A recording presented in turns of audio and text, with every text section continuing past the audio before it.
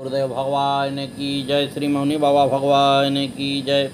महात्मा बुद्ध की सभा में चर्चा छिड़ी थी जीवन पर। सबके अपने अपने तर्क थे। बुद्ध जीवन रहस्य समझाकर शांत हुए ही थे कि एक जिज्ञासु ने पूछा, प्रभु मानव जीवन कैसा होना चाहिए? बुद्ध समझ गए कि इसे अभी समझाया हुआ समझ नहीं आया। उन्होंने कहा, वत्स तुम गांव के बाहर वाले तालाब पर जाओ और ऊपर से झांकने पर जो जो नजर आए सब याद करके बताओ। वह व्यक्ति तुरंत उठा और उस तालाब पर चला गया। कुछ देर बाद लौटा तो बुद्ध से बोला, प्रभु वहाँ तो कुछ भी नहीं दिखाई देता। काई और कचरे की चादर सी बनी हुई है ऊपरी सतह पर। सुनकर बुद्ध बोले, छोड़ो इसे, अब इस मंदिर के आंगन वाले तालाब पर होकर आओ। वह व्यक्ति तालाब पर गया और लौटकर बोला, यह तालाब बहुत अच्छा है। साफ पानी व मछलियाँ, कछुए, पौधे, रंगीन पत्थर, सीपियाँ बहुत साफ नज़र आ रही हैं। वहाँ बैठने का मन कर रहा है। बुद्ध मुस्कुराए और बोले, बस यही तुम्हारे सवाल का जवाब है। मानव जीवन पानी की तरह साफ व पारदर्शी होना चाहिए। उसमें कोई दुराव, छिपाव या पर्दा नहीं, बल्कि जो जैसा दिखता है भीतर से भी वैसा ही होना चाहिए। तभी ऐसे जीवन का सार्थकता है। गुरुदेव महाराज की जय। हरे राम राम राम हरे हरे, हरे राम राम राम हरे हरे, हरे कृष्ण कृष्ण कृष्ण हरे हरे। आइए श्री कृष्ण चैतन्य महाप्रभु को समझा जाए। श्री नित्यानंद जी तथा श्री कृष्ण चैतन्य महाप्रभु जी की भक्ति का प्रकाश दसों दिशाओं में फैला। आप दोनों महान भावों ने गौड़ देश में फैले हुए पाखंड, कुप्रथाओं एवं मुसलमानों के आतंक को मिटाकर वहाँ के लोगों को भगवत जन में प्रवृत्त किया। आप दोनों करुणा के समुद्र, कृतज्ञ तथा अगणित अगतिक जीवों को गति देने वाले हुए, अर्थात दुष्टों को न मारकर उनकी दुष्टता का नाश कर उन्हें भक्त बनाया। आप दोनों सदा ही प्रेम रस विवश बन रहे थे। बड़े बड़े महापुरुषों ने आपके श्री चरण कमलों की उपासना की। आपका नाम लेते ही प्राणी निष्पाप हो जाता है, तत्काल उसके समस्त पाप नष्ट हो जाते हैं। पूर्व देश की भूमि में श्री बलराम और श्री कृष्ण ही नित्यानंद जी एवं श्री कृष्ण चैतन्य दोनों महापुरुषों के रूप में प्रादुर्भूत हुए थे। इनके अवतार की बात सर्व प्रसिद्ध है। भारतीय इतिहास के मध्यकालीन भक्ति विकास में निताई और निमाई नाम बड़ी श्रद्धा से लिया जाता है। भगवत भक्ति प्रचार से निताई और निमाई ने केवल बंग देश को ही नहीं, समस्त भारत को प्रभावित किया। नित्यानंद मधुराति मधुर भक्ति सुधा का पान करके रात दिन उन्मत्त की तरह हरि नाम ध्वनि से असंख्य जीवों का उद्धार करते रहते थे। यस्य श्यामला बंग भूमि के वीरभूमि जनपद के एक चाका गांव के साके 1395 के माघ मास में श्री नित्यानंद का जन्म हुआ था। उनके पिता माता हड़ाई पंडित और पद्मावती बड़े धर्मनिष्ठ थे। दोनों विष्णु भक्त थे। एक बार पद्मावती ने स्वप्न में एक महापुरुष को देखा। उन्होंने कहा कि तुम्हारे गर्भ से एक ऐसा पुत्र उत्पन्न होगा जो पापियों का उद्धार करेगा और नर नारियों को भक्ति का मार्ग दिखाएगा। नित्यानंद ने महापुरुष के कथन की सत्यता प्रमाणित कर दी। बचपन से ही नित्यानंद में अलौकिक पुरुष के लक्षण प्रकट होने लगे।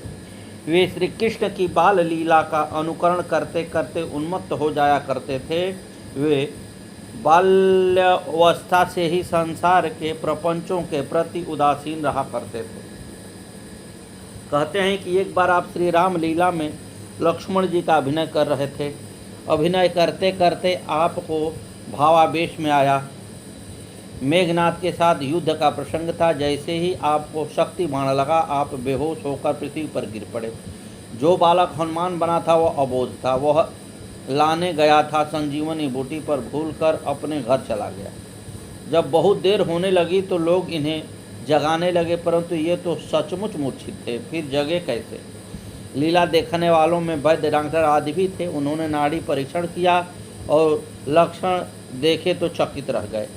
नाड़ी की गति मंद हो गई थी। जीवन बचने के लक्षण भी कम होने लगे थे। लोगों को जब चिकित्सकों की राय पता चली तो पूरे दर्शक समाज में खलबली मच गई। किसी ने इनके घर जाकर इनके माता पिता को खबर दी। वे बेचारे रोते बिलखते दौड़े और इनकी दशा देखकर माथा पीट पीट कर विलाप करने लगे। इतने में जो बालक श्री राम जी का अभिनय करते हुए अपनी गोद में इनका सिर लेकर रुदन कर रहा था, उसे याद आया कि अभी तक हनुमान जी संजीवनी लेकर क्यों नहीं आए। फिर तो तत्काल हनुमान जी का अभिनय करने वाले बालक को बुलाया गया। वह संजीवनी लेकर आया और जैसे ही सुषेण बने बालक ने इन्हें संजीवनी सुंघाई, वे तत्काल है जय श्री राम करते हुए चैतन्य हो गए। इस प्रकार लीला अभिनय में भी इनको भावावेश हो जाता था। तो भगवान नाम संकीर्तन के समय के भावावेश की बात ही क्या है। एक बार उनके घर पर एक सन्यासी आए। निताई के स्वभाव और उनकी प्रतिभा पर आकृष्ट होकर उन्होंने उनको अपने साथ ले लिया। निताई इस घटना के बाद फिर कभी घर नहीं लौटे। निताई ने तीर्थाटन आरंभ किया। अयोध्या हस्तिनापुर होते हुए वे ब्रज पहुँचे। इस तीर्थ यात्रा में उनकी श्री माधवेंद्रपुरी में भेंट हुई।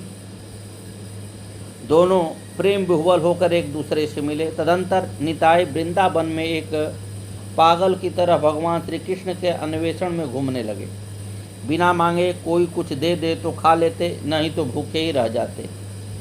महात्मा ईश्वरपुरी ने उनसे एक बार कहा, ठाकुर यहाँ क्या देखते हो? तुम्हारे श्री कृष्ण तो नवद्वीप में सची के घर पैदा हो गए हैं। निताई नवद्वीप के लिए चल पड़े। नित्यानंद नवद्वीप पहुंचकर नंदन आचार्य के घर ठहर गए। निमाई पंडित श्री चैतन्य ने अपने शिष्यों सहित निताई के दर्शन किए। उनके कानों में कुंडल थे, शरीर पर पीताम्बर लहरा रहा था, उनकी भुजाएं घुटनों तक लंबी थी, उनकी कांति अत्यंत दिव्य थी। निमाई अपने आप को अधिक समय तक संभाल न सके। श्री गौरचंद्र ने उनकी चरण वंदना की। नित्यानंद ने उनको अपने प्रेमालिंगन में आबद्ध कर लिया। दोनों ने अद्भुत कंपन, अश्रुपात, गर्जन और हुंकार से सारे वातावरण को प्रभावित कर दिया। चैतन्य ने कहा, बंगाल में भक्ति भागीरथी के प्रवाहित होने का समय आ गया है। निताई और निमाई की अलौकिक छवि ने नवद्वीप को मनोमुग्ध कर दिया। माता सची निताई को अपने बड़े लड़के के समान मानती थीं। उनके जीवन की अनेक अलौकिक घटनाएं हैं। एक बार वे गौर के घर अवधूत वेश में पहुंच गए। निताई के नयनों से अश्रु बह रहे थे। मधुर हरि नाम का रसना से उच्चारण हो रहा था। वे बाह्य ज्ञान शून्य थे। गौर ने माला पहनाकर उनका चरणामृत लिया। निताई चैतन्य के आदेश से नवद्वीप और उनके आसपास के स्थान में हरि नाम का प्रचार करने लगे। जगाई मघाई सरीखे पातकियों के उद्धार में उन्होंने महान योगदान दिया। जगाई मघाई महान क्रूर कर्मा पापाचार की पराकाष्ठा और साक्षात पाप रूप ही थे। कोई भी पातक, उपपातक या महापातक ऐसा नहीं था जो इनके द्वारा किया न जा रहा हो। यद्यपि इन्होंने ब्राह्मण वंश में जन्म लिया था, पर कर्म इनके ऐसे थे कि राक्षस भी लज्जित हो जाएं। नाम तो इनके जगन्नाथ और माधव भगवान के पावन नाम थे, परंतु कर्म से ये हिरण्याक्ष और हिरण्यकश्यप ही थे।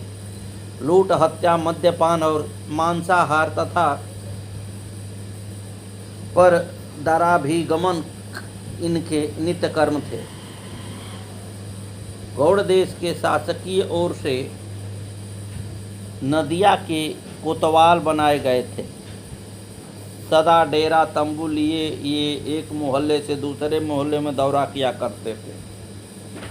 जिस मोहल्ले में इनका डेरा पड़ जाता उस मोहल्ले के लोगों के प्राण सूख जाते। ऐसा नर पिशाचों पर एक दिन नित्यानंद जी की कृपा दृष्टि पड़ी। वे श्री हरिदास जी के साथ नवद्वीप में श्री हरिनाम संकीर्तन का प्रचार प्रसार करने आए थे। उनके लिए महाप्रभु की आज्ञा थी कि पात्र अपात्र का ध्यान दिए बिना सभी को भगवान नाम का समान भाव से उपदेश दिया जाए। नित्यानंद ने इस समय जंघाई मंघाई को देखा। उस समय वे दोनों मदिरा के मद में उन्मत्त होकर प्रलाप कर रहे थे। लोगों के द्वारा इन्हें ज्ञात हुआ कि ये हैं तो ब्राह्मण कुमार ही, परंतु राजमद से उन्मत्त हो ये चंडालों से भी पतित हो गए हैं। उनकी इस शोचनीय दशा पर नित्यानंद जी को बड़ी दया आई। वे सोचने लगे कि जिन लोगों ने भगवान नाम का आश्रय ले रखा है उनको उपदेश देने से अधिक आवश्यक ऐसे लोगों को उपदेश देना है जो भगवत विमुख हैं। किसी प्रकार इन लोगों का उद्धार होना चाहिए। हरिदास जी से और महाप्रभु के पास पहुंचने पर उनसे भी आपने अपनी इच्छा बताई। प्रभु ने हंसते हुए कहा, जिन्हें आपके दर्शन हो चुके हैं और जिनके उद्धार की बात आपके मन में आ चुकी है, भला वे पापी कैसे रह सकते हैं? अर्थात उनका तो उद्धार होना तय है। महाप्रभु की ओर से नित्यानंद की जगाई मंगाई के उद्धार का संकेत मिल गया था। एक रात में जानबूझकर उस रास्ते से गए जिधर वे दोनों मदिरा पीकर बैठे थे। निताई मधुर स्वर में संकीर्तन करते जा रहे थे। मघाई ने कई बार पूछा कौन है, परंतु इन्होंने जानबूझकर उत्तर नहीं दिया। जब डांट कर पूछा कि बोलता क्यों नहीं, तो इन्होंने विनोदपूर्ण लहजे में कहा, प्रभु के यहाँ संकीर्तन में जा रहा हूँ, हमारा नाम है अवधूत।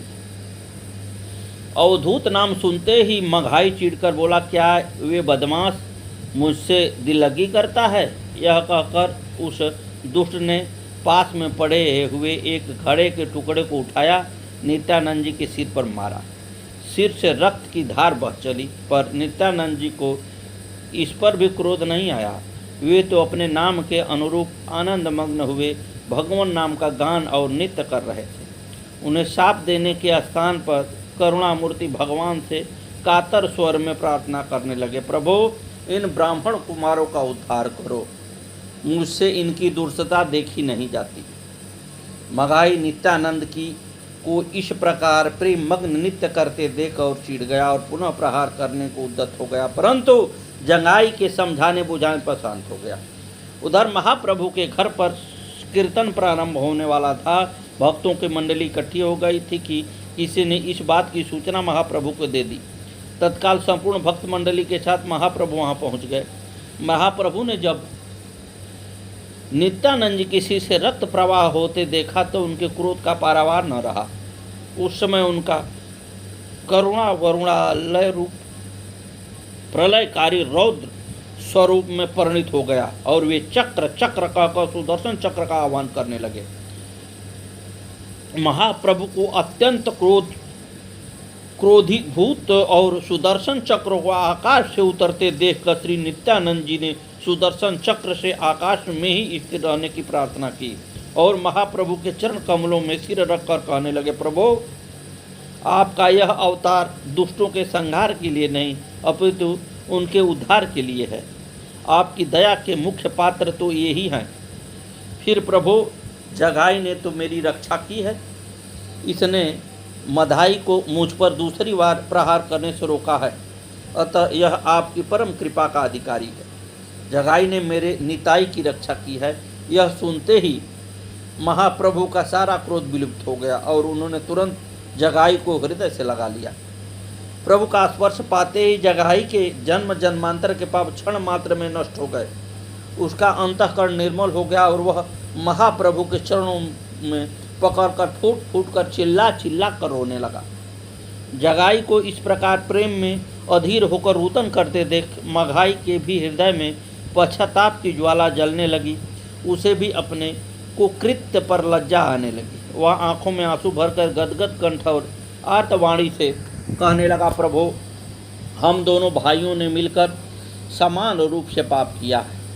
आपने एक भाई को ही अपनी चरण शरण दी है। नाथ, हम दोनों को अपनाइए, हम दोनों की रक्षा कीजिए। यह कहते कहते मगाई भी प्रभु को चरणों में अश्रुपात करते हुए लौट गया। परंतु मगाई के ऊपर से महाप्रभु का रोष अभी गया नहीं था। वे गंभीर स्वर में बोले, मगाई, तूने मेरा अपराध किया होता तो मैं तुझे क्षमा कर देता, पर तूने श्री पाद नित्यानंद जी का अपराध किया है, अतः उन्हीं से क्षमा मांग। जब वो तुझे क्षमा कर देंगे तभी तू मेरा अनुग्रह भजन हो सकेगा, अन्यथा तेरा कल्याण संभव नहीं है। यह सुनकर मगाई श्रीपाद नित्यानंद जी के श्री चरणों में पड़ गया और आंसुओं से उनके चरणों को प्रक्षालन करने लगा। उसका यह पश्चाताप देखकर श्रीपाद करुणा विगलित हो उठे। उन्होंने महाप्रभु से कहा, प्रभु, मेरे हृदय में इस मगाई के प्रति अणुमात्र भी रोष नहीं है। यदि मैंने जन्म जन्मांतरों में कोई भी सुकृत किया हो तो उसका पुण्य मैं इन दोनों भाइयों को देता हूँ। इतना सुनते ही प्रभु ने दौड़कर मगाई की अंक में उठा लिया और कहने लगे, मगाई, अब तुम मेरे अत्यंत प्रिय हो गए हो। श्रीपाद की कृपा से तुम पाप रहित हो गए हो। उन्होंने अपने सभी पुण्य प्रदान कर तुम्हें परम भागवत वैष्णव बना दिया है। ऐसे करुणा विग्रह और पतितोद्धारक थे श्रीपाद नित्यानंद जी, जिन्होंने अपने ऊपर प्रहार करने वालों को भी केवल क्षमा कर दिया, बल्कि अपने जन्म जन्मांतर का पुण्य भी दे दिया। तभी तो महाप्रभु चैतन्य भी उन्हें अपना बड़ा भाई मानते थे। श्रीपाद नित्यानंद जी चैतन्य महाप्रभु के साथ नवद्वीप से पुरी आए। फिर उनके आदेश से गौड़ देश में हरि नाम का प्रचार करने लगे। गौरांग के कहने पर उन्होंने पुनः विवाहित जीवन में प्रवेश किया। अंबिका नगर के सूर्यदास की कन्या वसुधा और जाह्नवी का उन्होंने पाणी ग्रहण किया। वे खड़दह में भगवती भागीरथी के तट पर निवास करने लगे। उनके वीरचंद नाम का एक पुत्र भी हुआ। एक दिन भगवान श्याम सुंदर के मंदिर में हरि का नाम लेते लेते वे सदा के लिए अचेत हो गए। भगवान ने अपने भक्त को अपना लिया। श्री नित्यानंद जी श्री बलराम जी के अवतार हैं। एक बार उनके मन में यह चाह उत्पन्न हुई कि अब प्रेमोन्मत्त का रसास्वादन करना चाहिए, अतः वे ही श्री बलराम जी श्री नित्यानंद महाप्रभु के रूप में प्रकट हुए। आपके अगाध हृदय में संपूर्ण प्रेम राशि आकर परिपूर्ण रूप से भर गई, परंतु फिर भी आपको प्रेम तृष्णा बनी ही रहती थी। आपका प्रेम ऐसा बढ़ा कि उसका भार आपसे संभाले नहीं बनता था। तब आपने उसे पार्षदों शिष्यों में यथा योग्य स्थापित कर दिया। आपके प्रेम की कथा कहते कहते और सुनते सुनाते अनेकों जन प्रेम मतवाले हो गए। अनेकों ग्रंथ इसके साक्षी हैं। गुरुदेव भगवान की जय। आगे की कथा कल।